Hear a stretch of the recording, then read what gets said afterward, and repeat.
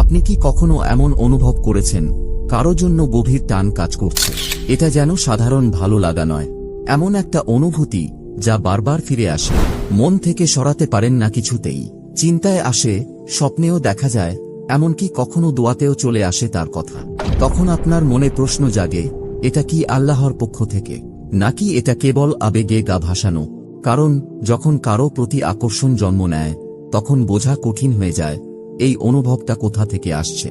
এটা কি সত্যিকারের ভালোবাসা, নাকি কোনো পরীক্ষা, নাকি এটা শুধুই নফসের ধোঁকা যে আপনার আকর্ষণকে তাকদীর বলে সাজিয়ে তুলছে? সত্যি কথা হলো, আজকের সময়ে হালাল ভালোবাসাকে যেমন রোমান্টিকভাবে উপস্থাপন করা হয়, ফলো ইউর হার্ট টাইপ কথা যেভাবে ছড়িয়ে আছে, তাতে অনেকেই না বুঝেই হারাম সম্পর্কে জড়িয়ে পড়ে। ভাবেন এটা বুঝি আল্লাহর পক্ষ থেকে কোনো ইশারা। কিন্তু বাস্তবতা হলো, সব অনুভব আল্লাহর পক্ষ থেকে নয়, আর সব ইচ্ছাও পবিত্র নয়। তবুও হ্যাঁ, কখনো আল্লাহ আপনার হৃদয়ে এমন ভালোবাসা দেন যেটা তার পরিকল্পনার অংশ, আরেকটি বিশেষ রহমত। কিন্তু আপনি কিভাবে বুঝবেন কোনটা আল্লাহর পক্ষ থেকে আর কোনটা শুধুই মন ও নফসের খেলা? এই ভিডিওতে আমরা জানব 4টি স্পষ্ট আলামত, যা দেখে আপনি বুঝতে পারবেন আপনার অনুভবটা আসলেই আল্লাহর পক্ষ থেকে আসা একটি রহমত, নাকি এটা কেবল এক মুহূর্তের আবেগ যা আপনাকে বিভ্রান্ত করছে। ভিডিওটি শেষ পর্যন্ত দেখুন, কারণ অনেকেই ভালোবাসার পেছনে না ভেবে ছুটে গিয়ে এমন ভুল করে বসেন যার জন্য সারা জীবন আফসোস করতে হয়। কিন্তু আপনি যদি এই 4টি আলামতের যে কোনো একটি নিজের মাঝে পান, তবে ধরে নিতে পারেন আপনার হৃদয় পথভ্রষ্ট নয়, বরং সঠিক পথের দিকে পরিচালিত হচ্ছে। প্রথম আলামত, এই টান বা চাওয়া যদি আপনাকে আল্লাহর আরও কাছাকাছি নিয়ে যায়, তাহলে এটা শুধুই আবেগ নয়, এটা হতে পারে এক বিশেষ ইশারা। আপনি কারো কথা ভাবছেন, কিন্তু আশ্চর্যজনকভাবে সেই মানুষটার কথা মনে পড়লেই আপনার নামাজের কথা মনে পড়ে, আপনার দোয়া মনে পড়ে, আল্লাহকে ভয় করার কথা মনে পড়ে। আপনি উন্মাদ বা বেপরোয়া হয়ে পড়েন না, বরং আপনার মনে হয় এই অনুভবটাকে আগলে রাখতে হবে, এর সম্মান রাখতে হবে। এটি ভালো লাগার পেছনে ছুটে বেড়ানো নয়, বরং এটি যেন হারিয়ে না যায় সেদিকেই মনোযোগ থাকে। এটাই এক শক্তিশালী আলামত, কারণ যখন কোনো টান আসে নফস বা নিজের ইচ্ছা থেকে, তখন সেটা মানুষকে আল্লাহ থেকে দূরে নিয়ে যায়। আপনি ছোট ছোট গুনাহকে হালকা ভাবতে বা জায়েজ মনে করতে শুরু করেন। ভাবেন আসলে তো শুধু কথা বলছি, তার মেসেজের জন্য নামাজ দেরি করে ফেলেন, কারণ আপনি অপেক্ষায় থাকেন কখন তার রিপ্লাই আসবে।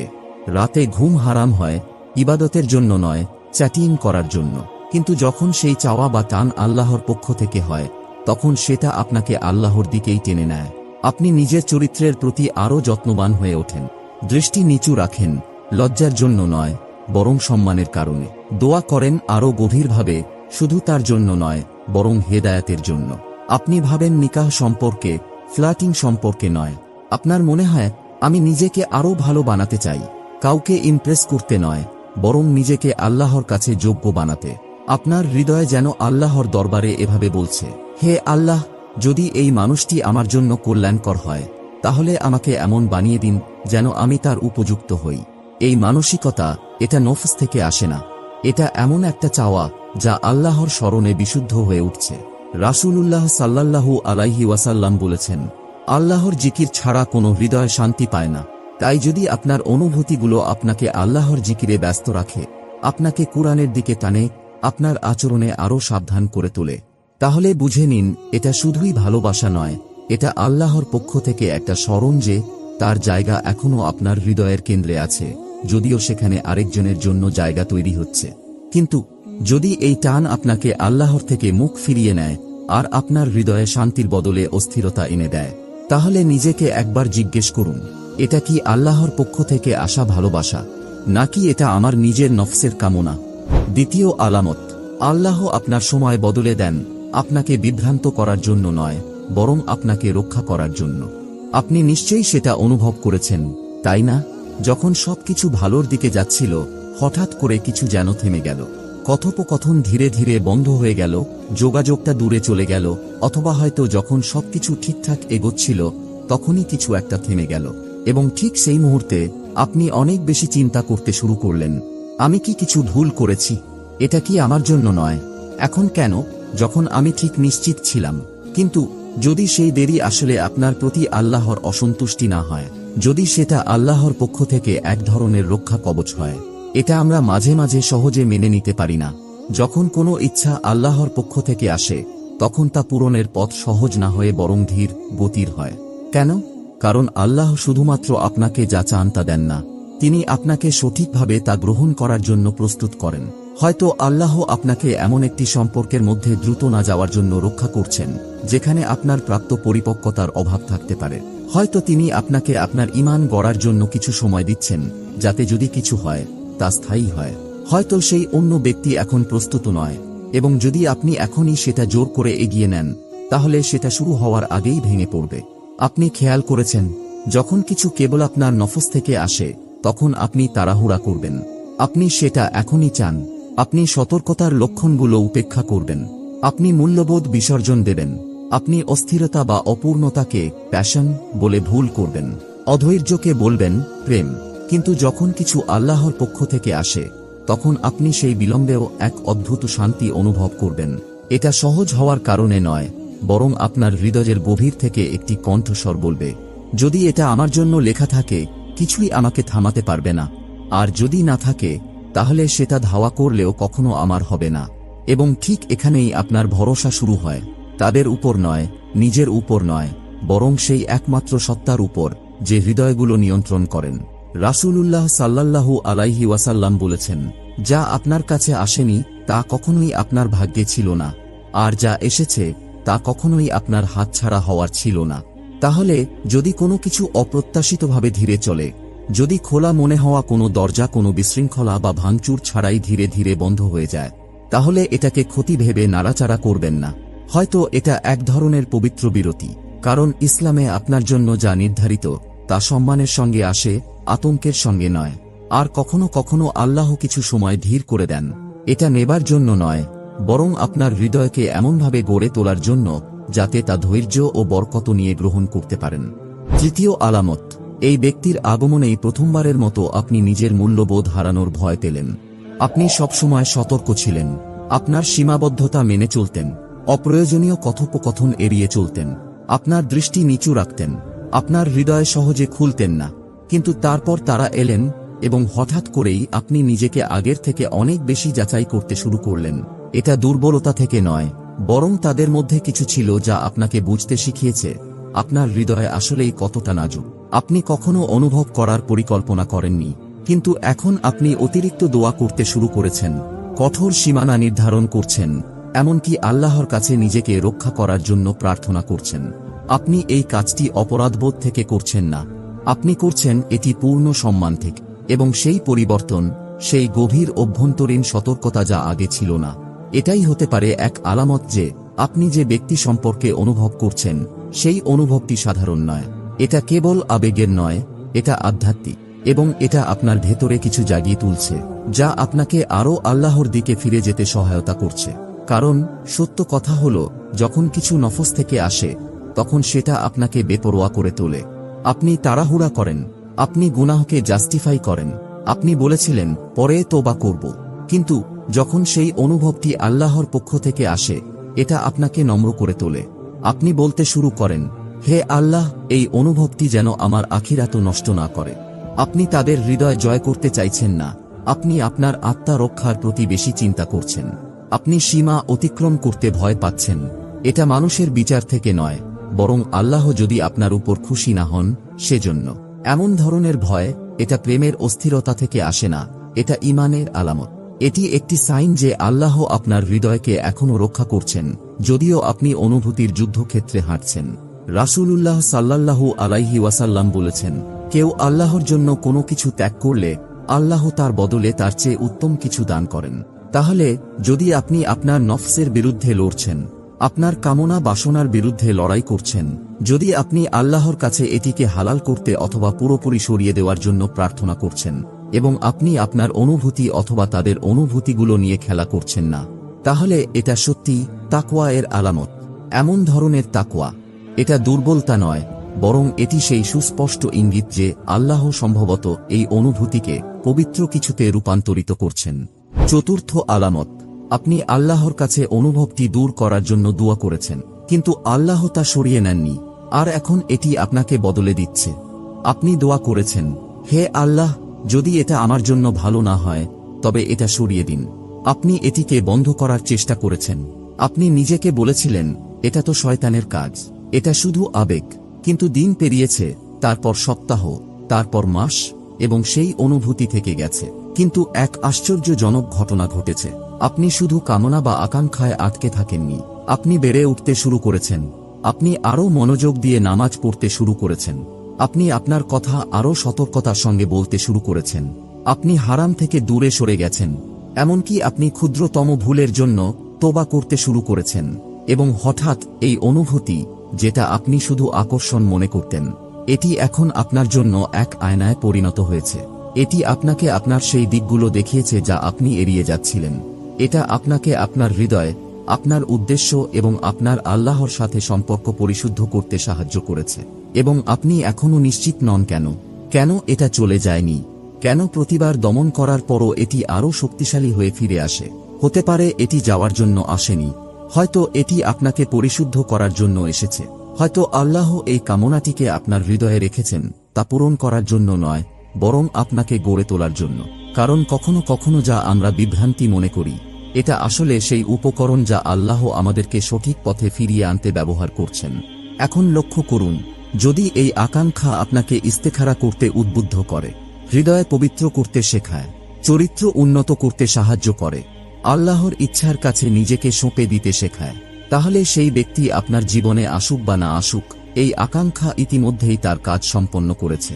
রাসূলুল্লাহ সাল্লাল্লাহু আলাইহি ওয়াসাল্লাম বলেছেন, আল্লাহকে ভয় করো, তিনি তোমার হৃদয়কে সঠিক পথ দেখাবেন।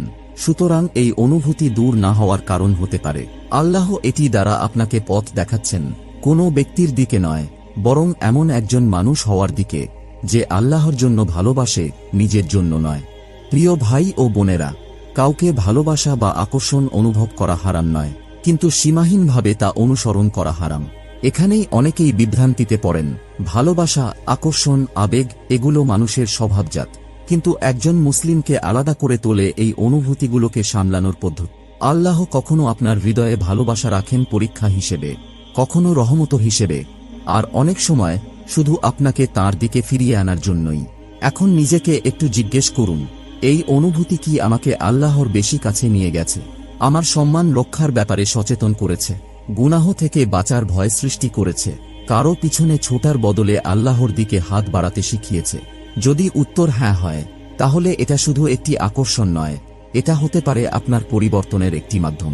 কিন্তু একটি কথা সব সময় মনে রাখবেন, যদি কিছুই না হয়, যদি আপনি এই জীবনে তাদের সাথে না থাকতে পারেন, তবু আপনি জিতেছেন, কারণ আপনি আল্লাহর দিকে ফিরে এসেছেন।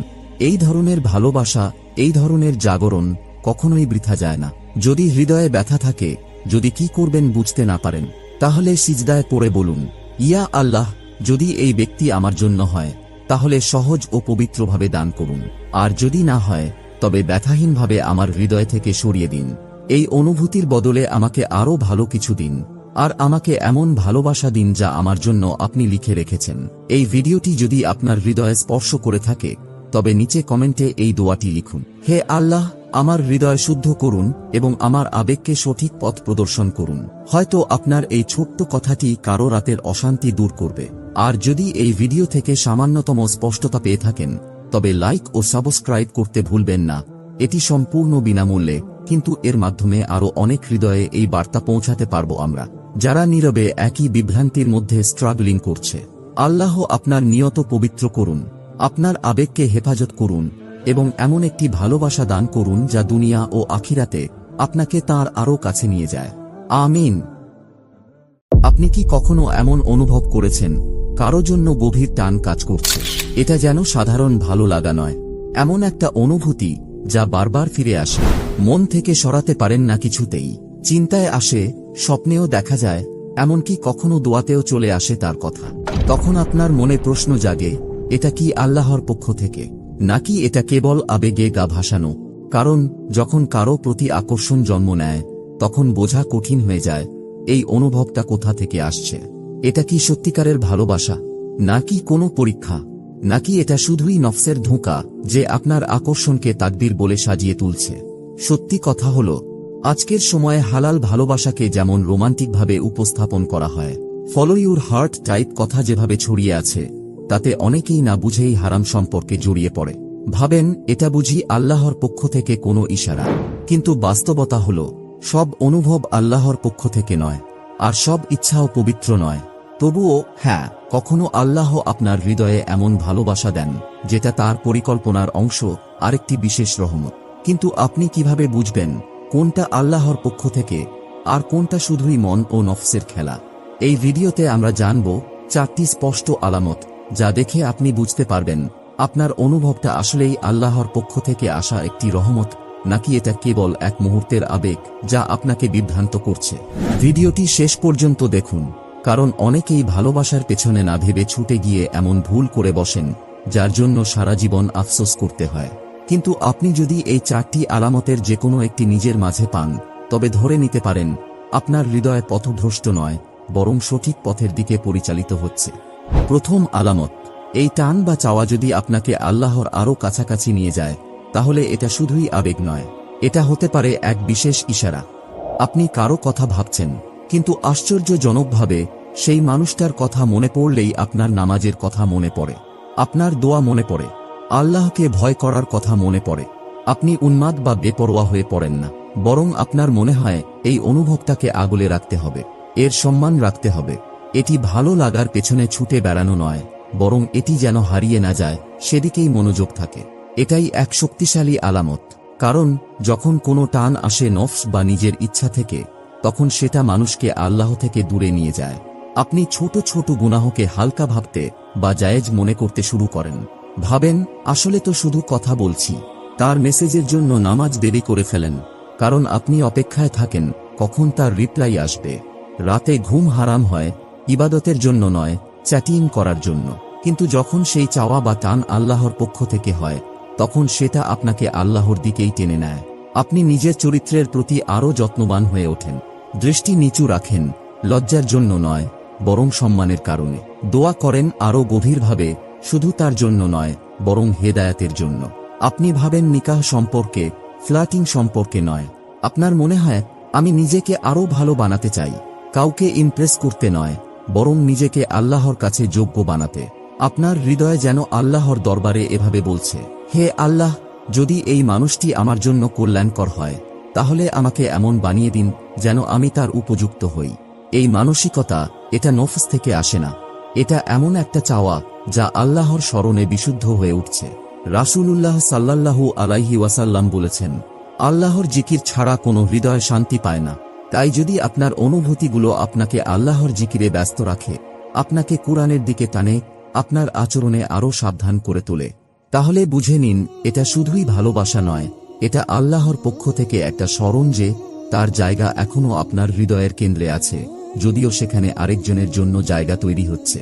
কিন্তু যদি এই টান আপনাকে আল্লাহর থেকে মুখ ফিরিয়ে নেয় আর আপনার হৃদয়ে শান্তির বদলে অস্থিরতা এনে দেয়, তাহলে নিজেকে একবার জিজ্ঞেস করুন, এটা কি আল্লাহর পক্ষ থেকে আসা ভালোবাসা, নাকি এটা আমার নিজের নফসের কামনা?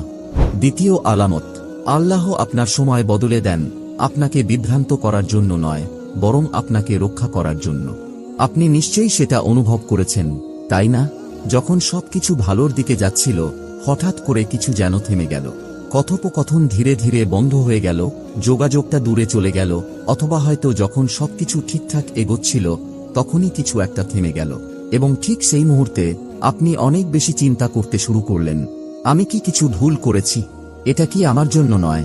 এখন কেন, যখন আমি ঠিক নিশ্চিত ছিলাম? কিন্তু যদি সেই দেরি আসলে আপনার প্রতি আল্লাহর অসন্তুষ্টি না হয়, যদি সেটা আল্লাহর পক্ষ থেকে এক ধরনের রক্ষা কবচ হয়, এটা আমরা মাঝে মাঝে সহজে মেনে নিতে পারি না। যখন কোনো ইচ্ছা আল্লাহর পক্ষ থেকে আসে, তখন তা পূরণের পথ সহজ না হয়ে বরং ধীর গতির হয়। কেন? কারণ আল্লাহ শুধুমাত্র আপনাকে যা চান তা দেন না, তিনি আপনাকে সঠিকভাবে তা গ্রহণ করার জন্য প্রস্তুত করেন।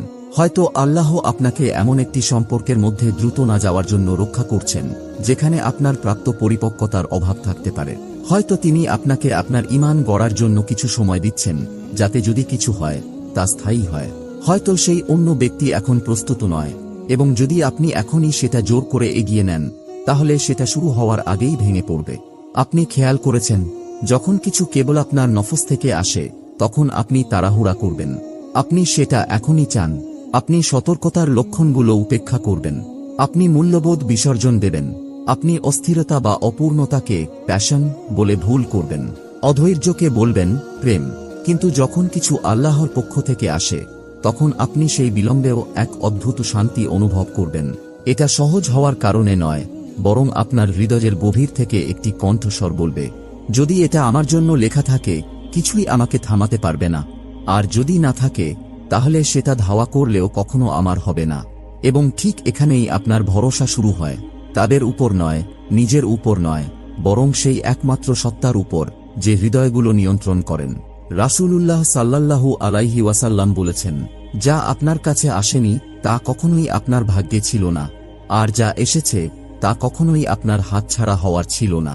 তাহলে যদি কোনো কিছু অপ্রত্যাশিতভাবে ধীরে চলে, যদি খোলা মনে হওয়া কোনো দরজা কোনো বিশৃঙ্খলা বা ভাঙচুর ছাড়াই ধীরে ধীরে বন্ধ হয়ে যায়, তাহলে এটাকে ক্ষতি ভেবে নাড়াচাড়া করবেন না। হয়তো এটা এক ধরনের পবিত্র বিরতি, কারণ ইসলামে আপনার জন্য যা নির্ধারিত তা সম্মানের সঙ্গে আসে, আতঙ্কের সঙ্গে নয়। আর কখনো কখনো আল্লাহ কিছু সময় ধীর করে দেন, এটা নেবার জন্য নয়, বরং আপনার হৃদয়কে এমনভাবে গড়ে তোলার জন্য যাতে তা ধৈর্য ও বরকত নিয়ে গ্রহণ করতে পারেন। তৃতীয় আলামত, এই ব্যক্তির আগমনেই প্রথমবারের মতো আপনি নিজের মূল্যবোধ হারানোর ভয় পেলেন।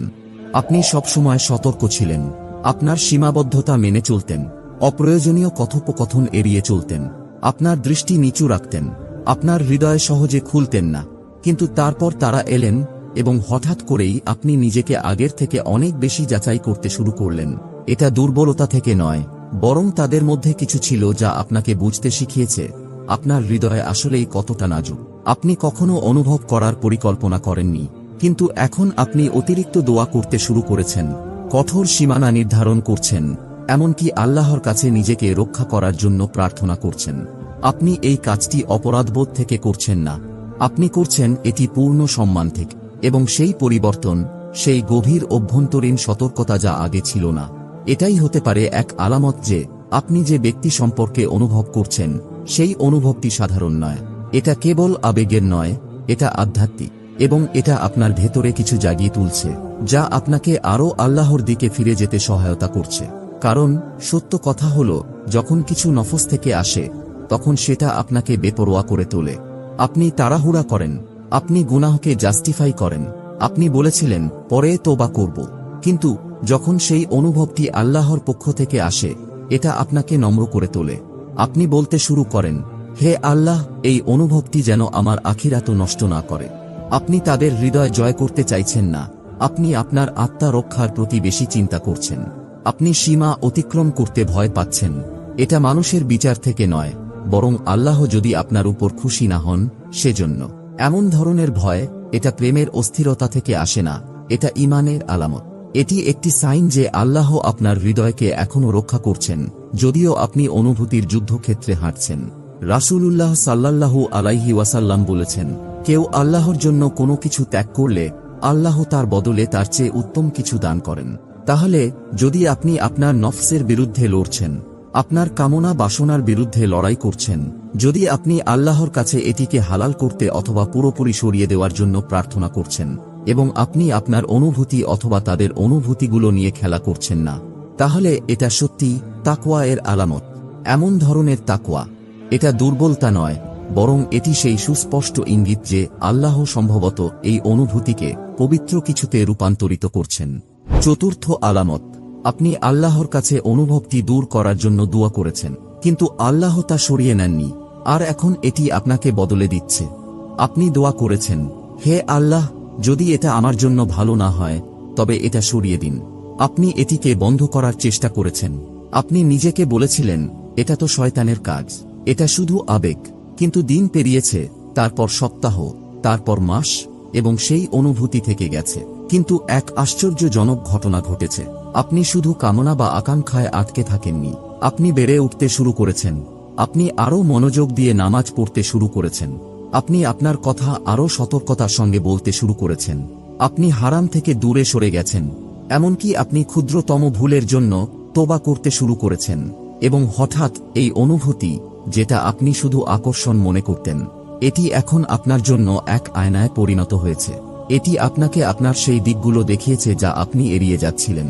এটা আপনাকে আপনার হৃদয়, আপনার উদ্দেশ্য এবং আপনার আল্লাহর সাথে সম্পর্ক পরিশুদ্ধ করতে সাহায্য করেছে। এবং আপনি এখনও নিশ্চিত নন কেন এটা চলে যায়নি, কেন প্রতিবার দমন করার পরও এটি আরও শক্তিশালী হয়ে ফিরে আসে।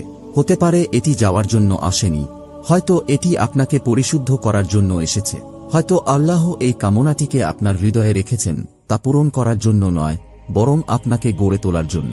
কারণ কখনো কখনো যা আমরা বিভ্রান্তি মনে করি, এটা আসলে সেই উপকরণ যা আল্লাহ আমাদেরকে সঠিক পথে ফিরিয়ে আনতে ব্যবহার করছেন।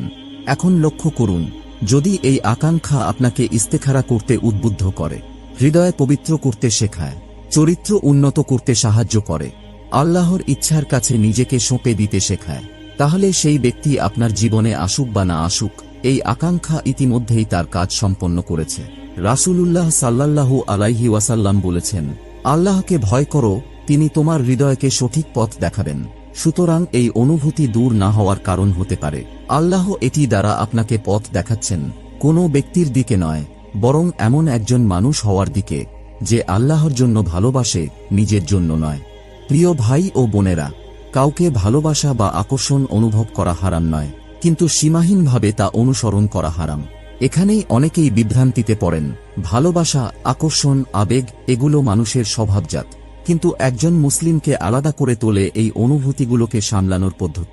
আল্লাহ কখনো আপনার হৃদয়ে ভালোবাসা রাখেন পরীক্ষা হিসেবে, কখনো রহমত হিসেবে, আর অনেক সময় শুধু আপনাকে তার দিকে ফিরিয়ে আনার জন্যই। এখন নিজেকে একটু জিজ্ঞেস করুন, এই অনুভূতি কি আমাকে আল্লাহর বেশি কাছে নিয়ে গেছে, আমার সম্মান রক্ষার ব্যাপারে সচেতন করেছে, গুনাহ থেকে বাঁচার ভয় সৃষ্টি করেছে, কারো পিছনে ছোটার বদলে আল্লাহর দিকে হাত বাড়াতে শিখিয়েছে?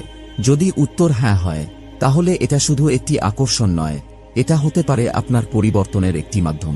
কিন্তু একটি কথা সব সময় মনে রাখবেন, যদি কিছুই না হয়, যদি আপনি এই জীবনে তাদের সাথে না থাকতে পারেন, তবু আপনি জিতেছেন, কারণ আপনি আল্লাহর দিকে ফিরে এসেছেন।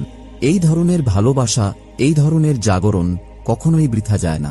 যদি হৃদয়ে ব্যথা থাকে, যদি কি করবেন বুঝতে না পারেন, তাহলে সিজদায় পড়ে বলুন, ইয়া আল্লাহ, যদি এই ব্যক্তি আমার জন্য হয়, তাহলে সহজ ও পবিত্রভাবে দান করুন, আর যদি না হয়, তবে ব্যথাহীনভাবে আমার হৃদয় থেকে সরিয়ে দিন। এই অনুভূতির বদলে আমাকে আরও ভালো কিছু দিন, আর আমাকে এমন ভালোবাসা দিন যা আমার জন্য আপনি লিখে রেখেছেন। এই ভিডিওটি যদি আপনার হৃদয়ে স্পর্শ করে থাকে, তবে নিচে কমেন্টে এই দোয়াটি লিখুন, হে আল্লাহ, আমার হৃদয় শুদ্ধ করুন এবং আমার আবেগকে সঠিক পথ প্রদর্শন করুন। হয়তো আপনার এই ছোট্ট কথাটি কারো রাতের অশান্তি দূর করবে। আর যদি এই ভিডিও থেকে সামান্যতম স্পষ্টতা পেয়ে থাকেন, তবে লাইক ও সাবস্ক্রাইব করতে ভুলবেন না। এটি সম্পূর্ণ বিনামূল্যে, কিন্তু এর মাধ্যমে আরও অনেক হৃদয়ে এই বার্তা পৌঁছাতে পারব আমরা, যারা নীরবে একই বিভ্রান্তির মধ্যে স্ট্রাগলিং করছে। আল্লাহ আপনার নিয়ত পবিত্র করুন, আপনার আবেগকে হেফাজত করুন এবং এমন একটি ভালোবাসা দান করুন যা দুনিয়া ও আখিরাতে আপনাকে তাঁর আরও কাছে নিয়ে যায়। আমিন।